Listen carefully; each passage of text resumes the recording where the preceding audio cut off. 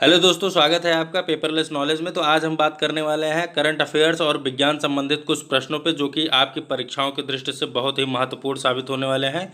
तो चलिए शुरू करते हैं हम आपका पहला प्रश्न। तो चलिए दोस्तों, आज का लेसन शुरू करने के पहले हम पहले आपको ये बता दें कि आज हम किन टॉपिक पे बात करेंगे। तो यहाँ पे आपको, जैसा कि हम डेली का डेली 10 क्वेश्चन शुरू में देते हैं, जो कि आपके करंट अफेयर्स और जीके, और उसमें इस समय हम विज्ञान के प्रश्न भी कुछ डाल रहे हैं।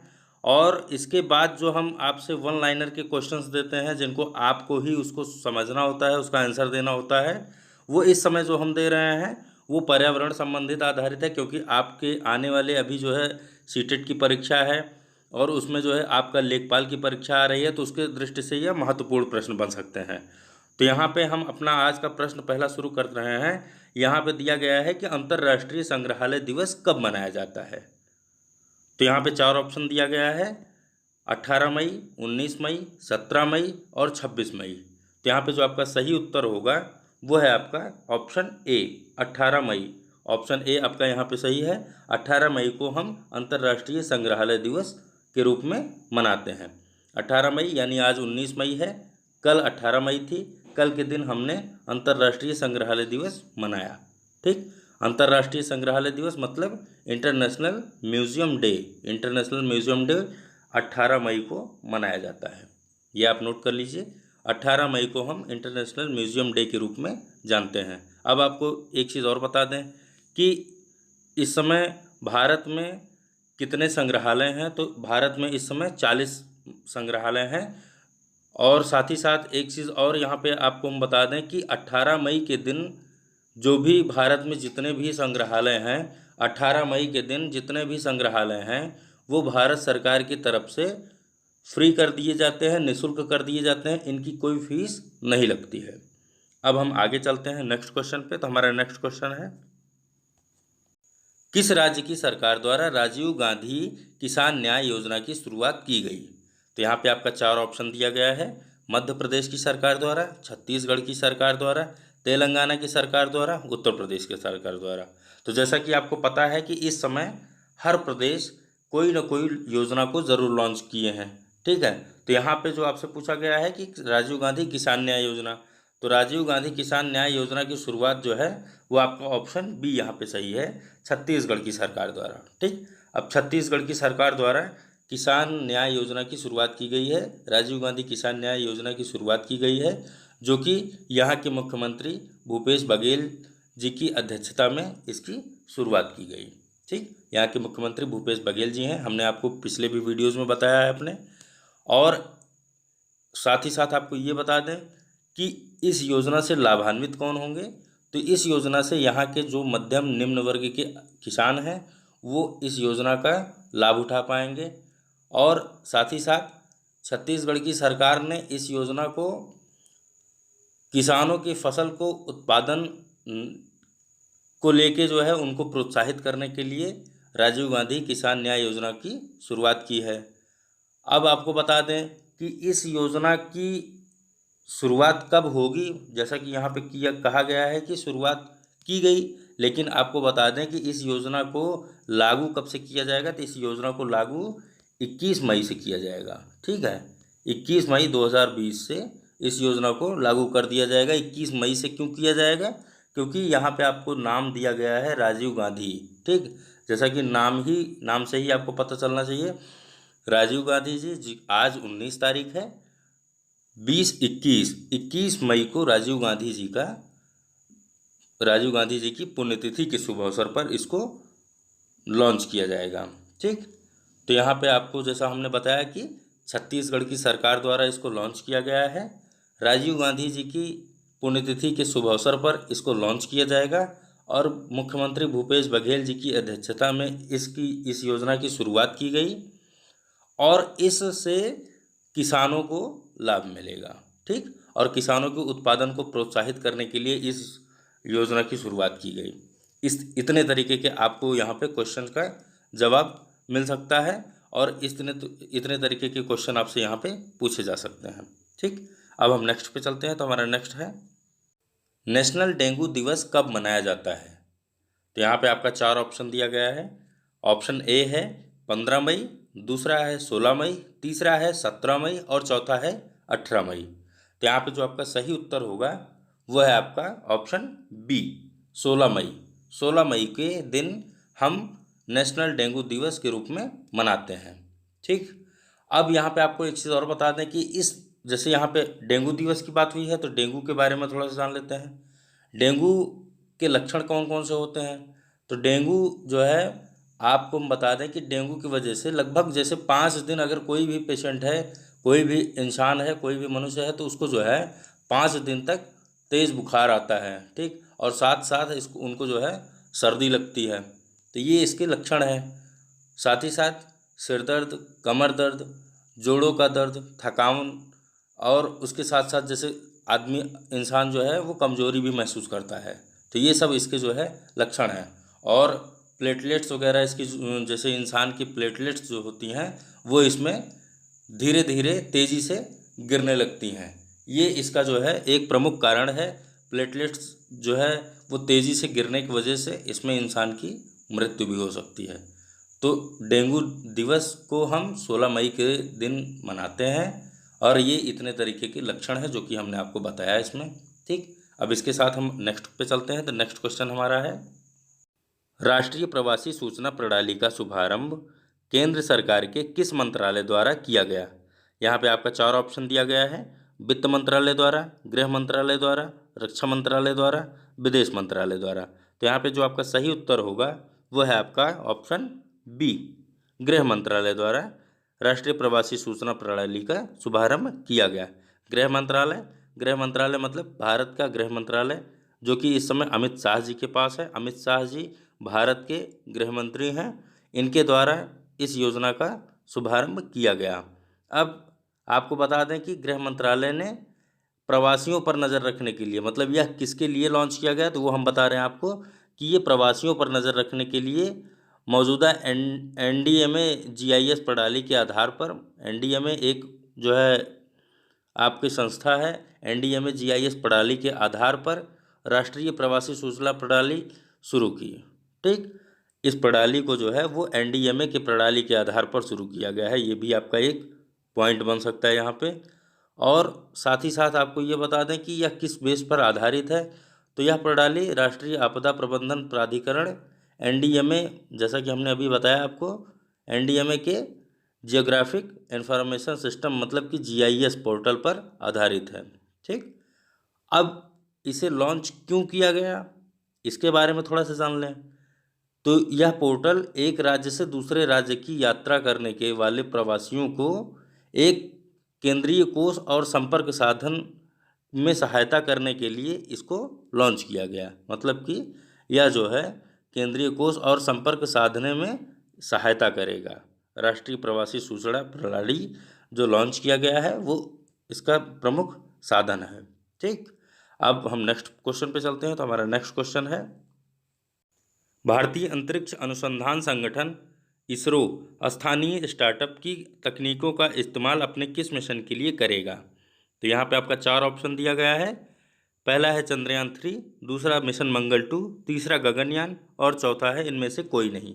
तो यहाँ पे जो आपका सही उत्तर होगा वो है आपका गगनयान, मतलब आपका ऑप्शन सी यहाँ पे आपका सही है। गगनयान के लिए इसरो स्थानीय स्टार्टअप की तकनीकों का इस्तेमाल करेगा। तो स्थानीय स्टार्टअप की कितनी तकनीकों का इस्तेमाल करने जा रहा है वो? तो ऐसी 17 तकनीकों का वो इस बार इस्तेमाल करेगा, जिसके अंतर्गत यात्रियों के लिए आहार, दवाई, जीवन रक्षा प्रणाली, गैसीय स्थान और थर्मल संरक्षण तकनीकी, विकिरण रोधी तकनीकी आदि ये सब उसमें जो है शामिल हो पाएंगे। अब यहाँ पे हम आपको एक चीज़ और बता दें कि इस बार जो है वो इसरो जो है जितनी भी कंपनियां इसमें शामिल हो रही हैं उनके साथ वो अपनी बौद्धिक संपदा को भी साझा करने जा रहा है। ठीक, तो वो इस बार अपनी बौद्धिक संपदा को भी साझा करेगा इन कंपनियों के साथ। अब यहाँ पे एक चीज़ और बता दें कि इस अनुसंधान केंद्र में इस बार जो है वो मानव रहित मिशन है। तो मानव रहित मिशन के तहत इस बार जो है भारतीय वायुसेना के 3 पायलटों को भी अंतरिक्ष में जाने के लिए इजाज़त मिली है। भारतीय वायुसेना के जो 3 अंतरिक्ष में जाएंगे पायलट, इनको अभी हाल ही में रूस भेजा गया था। रूस से ये ट्रेनिंग लेके आए हैं। और यहाँ पे एक बात और जानने लायक है कि इस मिशन की शुरुआत कब होगी, तो इस मिशन की शुरुआत जो है वो दिसंबर 2021 में होगी। ठीक, यहाँ पे ये जानने लायक चीज़ थी कि दिसंबर 2021 में इस मिशन की शुरुआत हो जाएगी, या इसको हम ये कह सकते हैं कि इस मिशन को लॉन्च कर दिया जाएगा। ठीक, अब इस मिशन को जो है आप एक चीज़ और देख लीजिए, यहाँ पे इस मिशन को जो है हम क्रू के नाम से भी जानते हैं। ठीक, यहाँ पे आप नोट कर लीजिएगा, इस मिशन को हम क्रू के नाम से जानते हैं। या जो है इसमें हम एक चीज़ और बता दें आपको कि इसके साथ साथ जैसे हमने यहाँ पे आपको बताया कि 3 पायलट इस बार जो है अंतरिक्ष जाएंगे, तो 3 पायलट के साथ साथ जो है एक महिला रोबोटिक, मतलब कि महिला रोबोटिक व्योममित्र भी इस बार अंतरिक्ष में भेजा जाएगा। यहाँ पे हमने बात की है कि व्योममित्र, तो व्योममित्र और महिला व्योममित्र की बात की है, तो हम आपको बता दें कि जो अभी हाल ही में जो व्योममित्र बनाया गया है उसकी संरचना जो है वो एक मनुष्य के आकार की है। मनुष्य के आकार में मतलब कि वह जो है इंसान की भाषा सुनता समझता है, उससे जो है किसी तरीके की जो है खतरा नहीं होता है, और उसका जो उसकी जो संरचना दी गई है, उसका जो आकार दिया गया है वो इंसान की तरीके से दिया गया है। उसका जो ऊपर का सिर का भाग है वो महिला का दिया गया है। ठीक, अब हम आगे बढ़ते हैं, तो यह हमको जान लेना चाहिए कि इस यात्रा को कितने दिन की जाएगी। तो यह यात्रा जो है, यात्रा मतलब कि इस अंतरिक्ष यात्रा जो है वो 7 दिन की होगी। यहाँ पे आप नोट कर लीजिएगा कि इस बार जो है वो अंतरिक्ष यात्रा ये 7 दिन की होने वाली है। ठीक, और इस चंद्र मतलब गगनयान को जो है वो किस तरीके से बनाया गया है, तो गगनयान को इतनी सुरक्षा से बनाया गया है कि वह अंतरिक्ष में जब जाएगा तो उसकी केबिन में कोई भी अगर वातावरण के संबंधित अगर किसी को किसी भी तरीके की असहजता महसूस होती है तो वह रोबोट चेतावनी दे देगा। ठीक है, और अब हम ये जान लेते हैं कि इस योजना का शुभारंभ कब किया गया था, किस मिशन के तहत किया गया था। तो आप जान लीजिए कि इस मिशन का प्रारंभ जो है वो 11वीं पंचवर्षीय योजना के तहत किया गया था। ठीक, और इसमें लागत कितनी लगती है, या इसमें लागत के लिए जो है हमको कितने की परमिशन मिलती है, तो ये भी जानना बहुत ज़रूरी है। इस मिशन के लिए कुल अनुमानित लागत जो होती है वो 120 बिलियन की होती है। ठीक, जिसके तहत हमको जो है 2012 में, आपको ये पता भी होगा, 2012 में 500 बिलियन की हमें मंजूरी मिली थी, और 2018 में 100 मिलियन की मंजूरी मिली थी। ठीक है, अभी हाल ही में जो है आपको एक चीज़ और बता दें कि हाल ही में आत्मनिर्भर भारत के तहत, मतलब आत्मनिर्भर भारत का एक अभियान शुरू किया गया है। आत्मनिर्भर भारत अभियान के नाम से चलाया जा रहा है, जिसके तहत भारत के प्रधानमंत्री ने 20 लाख करोड़ का आवंटन किया है, मतलब 20 लाख करोड़ जो है उन्होंने इसकी मंजूरी दी है। और इसके तहत जो है यहाँ पे गगनयान को भी इसमें रखा गया है, गगनयान के लिए भी इसमें धनराशि देने के लिए रखा गया है। अब हम नेक्स्ट क्वेश्चन पे चलते हैं। तो हमारा नेक्स्ट क्वेश्चन है, तो यहाँ पे हमारा नेक्स्ट क्वेश्चन है, जापान के सॉफ्ट बैंक ग्रुप कॉरपोरेशन के बोर्ड से हाल ही में किसने अपना इस्तीफा दे दिया है। तो यहाँ पे आपका 4 ऑप्शन दिया गया है, Joseph Robert, Jack Ma, Albert Rose, Charles Creek. तो यहाँ पे जो आपका सही उत्तर होगा वो है आपका option B, Jack Ma. Jack Ma ने जापान के सॉफ्ट बैंक ग्रुप कॉरपोरेशन के बोर्ड से हाल ही में अपना इस्तीफा दे दिया है। सॉफ्ट बैंक की बात आई तो यहाँ पे हम आपको बता दें कि जैक मा 2007 में सॉफ्ट बैंक में शामिल हुए थे, जिन्होंने अपना इस्तीफ़ा दे दिया है। ठीक, अब इन्होंने इस्तीफ़ा अपना क्यों दिया, तो यहाँ पे आपको हम बता दें कि कंपनी के ऑफिस साझेदारी एवं उद्योगों में जो जोखिमपूर्ण निवेश को लेके इन्होंने अपना जो संघर्षपूर्ण स्थितियाँ उभरी थी, उसके कारण इन्होंने अपना इस्तीफ़ा दिया है।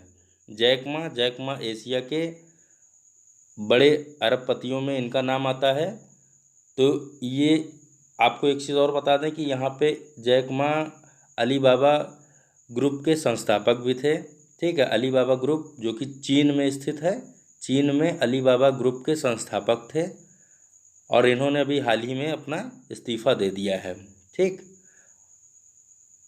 यहाँ पे आपको एक चीज़ और बता दें कि यहाँ पे जैसे बात हुई है कि सॉफ्ट बैंक की बात हुई है, तो सॉफ्ट बैंक कहाँ स्थित है ये भी आपको जानना चाहिए। सॉफ्ट बैंक जो है वो जापान में स्थित है, जापान के टोक्यो में स्थित है। ठीक, जापान की राजधानी टोक्यो है, टोक्यो में सॉफ्ट बैंक स्थित है, जहाँ पे इन्होंने अपना 2007 में ये सॉफ्ट बैंक के साथ शामिल हुए थे और हाल ही में इन्होंने अभी अपना इस्तीफ़ा दे दिया है।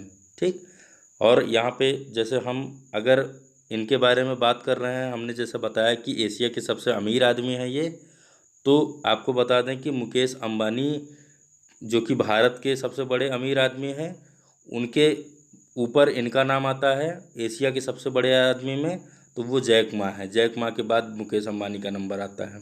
ठीक, अब हम नेक्स्ट क्वेश्चन पे चलते हैं। तो नेक्स्ट क्वेश्चन हमारा है, पाकिस्तान वायुसेना में शामिल होने वाले पहले भारतीय हिंदू पायलट कौन बने? तो यहाँ भी आपका 4 ऑप्शन दिया गया है, राहुल देव, ब्रिजेंद्र शर्मा, मोहम्मद इकबाल और नासिर खान। तो यहाँ पे आपका जो सही उत्तर होगा वो है आपका ऑप्शन ए, राहुल देव। राहुल देव पाकिस्तान वायुसेना में शामिल होने वाले पहले भारतीय हिंदू पायलट बने। अब आपको साथ साथ ये बता दें कि इन्होंने किस पद का भार संभाला है, वहाँ पे किस पदभार पे उन्होंने इनकी नियुक्ति हुई है। तो इनको जो है पाकिस्तानी वायुसेना में जनरल ड्यूटी पायलट का पद मिला है। ये पाकिस्तानी वायुसेना में जनरल ड्यूटी पायलट का पद संभालेंगे, और ये जो है ये सिंध प्रांत के सबसे बड़े ज़िले थार परकर के रहने वाले हैं, और ये प्रथम हिंदू पायलट ऐसे हैं जो कि पाकिस्तानी वायुसेना में इनकी नियुक्ति हुई है। ठीक, अब हम नेक्स्ट क्वेश्चन पे चलते हैं। तो नेक्स्ट क्वेश्चन हमारा, केंद्रीय रक्षा मंत्रालय में मिस्र धातु निगम लिमिटेड मिदानी का सीएमडी किसे नियुक्त किया गया? तो यहाँ भी आपका 4 ऑप्शन दिया गया है, राजेश मित्तल, सुरेश गिरी, संजय कुमार झा और विपिन रस्तोगी। तो यहाँ पे जो आपका सही उत्तर होगा वो है आपका ऑप्शन सी, संजय कुमार झा। संजय कुमार झा को केंद्रीय रक्षा मंत्रालय में मिस्र धातु निगम लिमिटेड का अभी हाल ही में सीएमडी नियुक्त किया गया।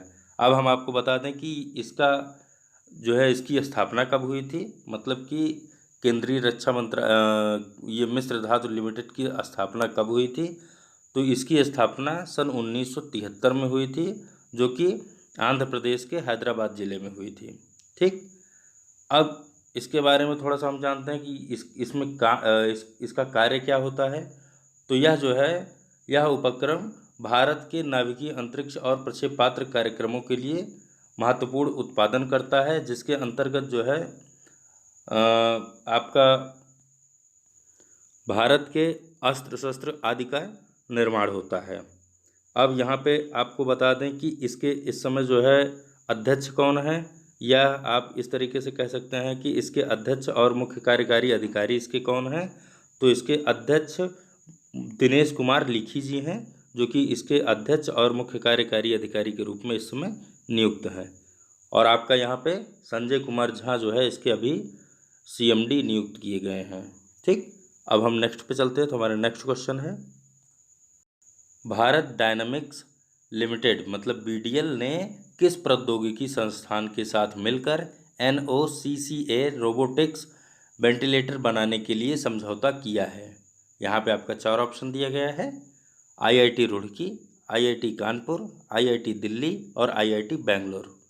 तो यहाँ पे जो आपका सही उत्तर होगा वो है आपका ऑप्शन, यहाँ पे आपका ऑप्शन बी सही है, IIT कानपुर। IIT कानपुर के साथ जो है बीडीएल ने अभी समझौता किया है, और वो रोबोटिक्स वेंटिलेटर बनाने के लिए किया है। ठीक, अब यहाँ पे बीडीएल के बारे में जान लेते हैं। तो बीडीएल का मुख्यालय जो है वो भारत में है। इसकी स्थापना 1970 में हैदराबाद में हुई थी, और यह भारत के लिए गोला बारूद और प्रक्षेपास्त्र बनाता है। ठीक, जैसा कि हमने आपको पिछले भी अपने क्वेश्चन में बताया है, उसी तरीके से यह भी जो है एक संस्था है जो कि भारत के लिए गोला बारूद और प्रक्षेपास्त्र अस्त्र शस्त्र बनाने का काम करती है। ठीक, अब नेक्स्ट पे चलते हैं। तो नेक्स्ट क्वेश्चन हमारा है, किस फाइनेंस कंपनी में व्यक्तिगत सुरक्षा उपकरण PPE किट के लिए IIT दिल्ली के साथ समझौता किया है? तो यहाँ पे आपका 4 ऑप्शन दिया गया है, पीएनबी हाउसिंग फाइनेंस, दीवान हाउसिंग फाइनेंस, महिंद्रा फाइनेंस और टाटा फाइनेंस। तो यहाँ पे जो आपका सही उत्तर है वो है आपका option A, PNB housing finance.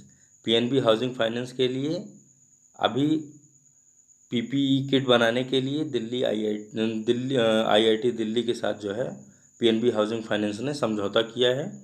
और यह जो है समझौता इसलिए किया है कि वो पीपीई किट बनाकर उन डॉक्टर्स तक पहुंचाए जो कि इस इलाज में कोविड-19 के चलते जो हॉस्पिटल्स में जो डॉक्टर्स इलाज कर रहे हैं उनकी सुरक्षा की दृष्टि से इसने यह निर्णय लिया है कि वो दिल्ली आईआईटी के साथ इस समझौते को किया है कि वो पीपीई किट बनाने के लिए और उन लोगों तक वह उपलब्ध कराए। ठीक, अब हम अपने नेक्स्ट क्वेश्चन पे बात करते हैं। नेक्स्ट क्वेश्चन में हम चल रहे हैं अपने उन प्रश्नों पे बात करेंगे जो कि पर्यावरण संबंधित आधारित हैं।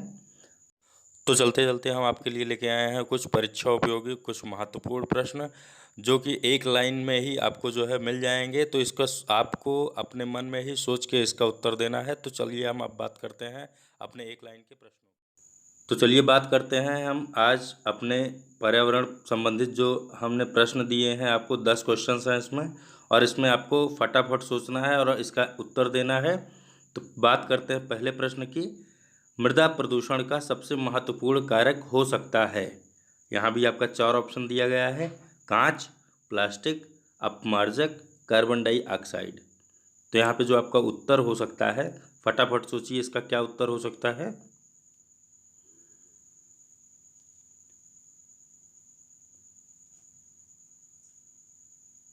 तो इसका उत्तर है आपका ऑप्शन बी, प्लास्टिक। प्लास्टिक मृदा प्रदूषण का सबसे महत्वपूर्ण कारक होता है। ठीक, अब हम नेक्स्ट पे चलते हैं। तो हमारा नेक्स्ट क्वेश्चन है, निम्न में से कौन सी धातु मानव में विषाक्तता उत्पन्न करती है। यहाँ पे आपको 4 ऑप्शन दिया गया है, जस्ता, सीसा, लोहा, मैग्नीशियम। तो यहाँ पे आपका आंसर क्या हो सकता है।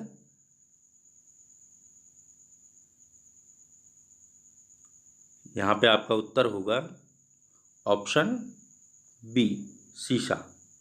यहाँ पे जो आपका ऑप्शन है वो सीसा सही है। सीसा धातु मानव में विषाक्तता उत्पन्न करती है। ठीक, अब हम नेक्स्ट पे चलते हैं। नेक्स्ट, वायु प्रदूषण के विश्वसनीय संकेतक, इंडिकेटर मतलब वायु प्रदूषण के हैं, इनमें से कौन है। 4 ऑप्शन दिया गया है, हरी शैवाल तथा जलीय लिवरवर्ट्स, फन तथा लाइकस, लाइकेन तथा मॉस, नीम तथा आप। अब इसमें आपका कौन सा उत्तर सही हो सकता है।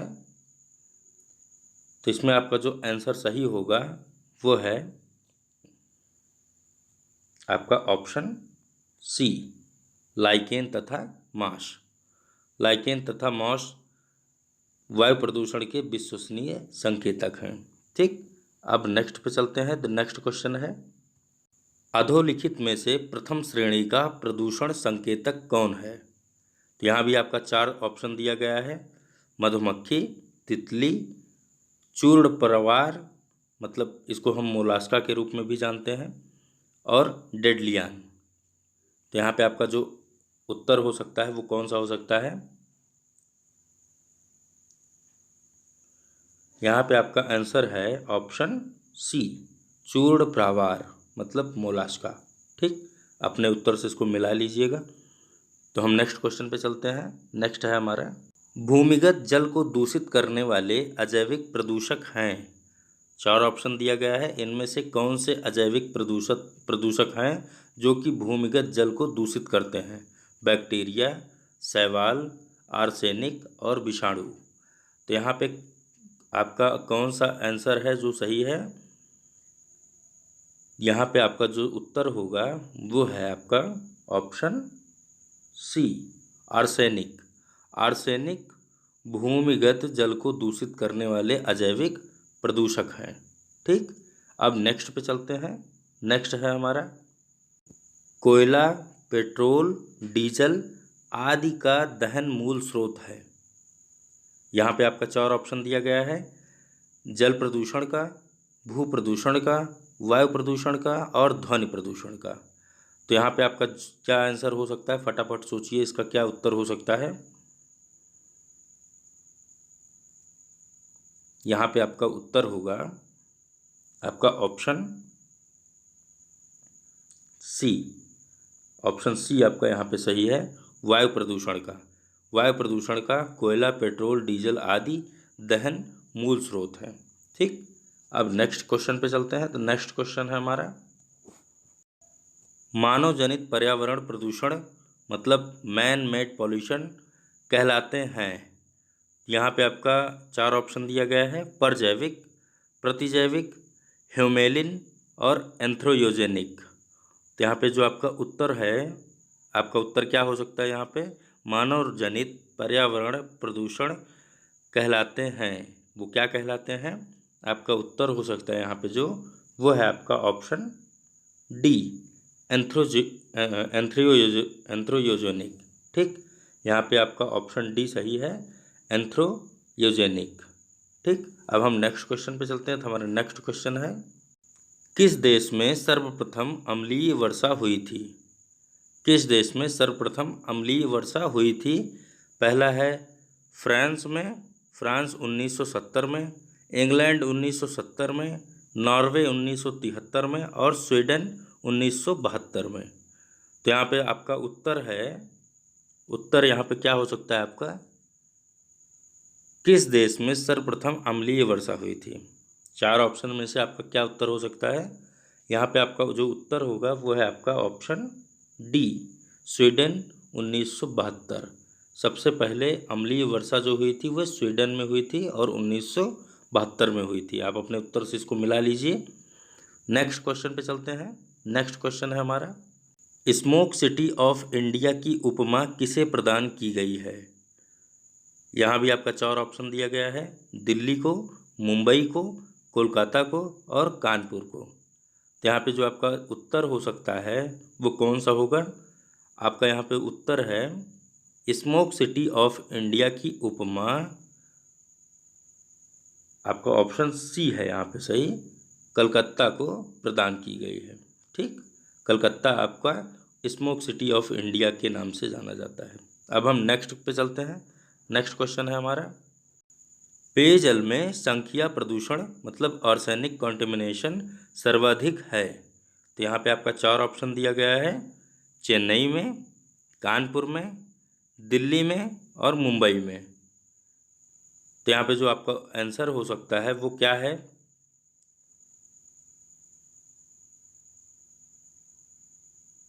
यहाँ पे आपका उत्तर है ऑप्शन बी, कानपुर में। कानपुर में पेयजल की जो संख्या प्रदूषण है वह सर्वाधिक है। ठीक, तो आज के वीडियो में हमारे इतना ही। कल फिर मिलते हैं एक नए टॉपिक के साथ, एक नए अंदाज में, एक नए जोश में। तब तक के लिए धन्यवाद। क्योंकि आपको हमारा यह वीडियो काफ़ी पसंद आया होगा और अधिक जानकारी हेतु हमारे वीडियो को लगातार देखते रहिए। और अगर अभी तक आपने हमारे चैनल को सब्सक्राइब नहीं किया है तो उसे सब्सक्राइब कर दीजिए और बगल में दिए हुए बेल आइकन को प्रेस कर दीजिए, जिससे कि हमारे नए वीडियोस की लिंक आप तक लगातार पहुंचती रहे और आप हमारे हर वीडियो को देख सकें। तो कल मिलते हैं इसी टाइम, कुछ नया लेके, कुछ खास लेके। तब तक के लिए धन्यवाद।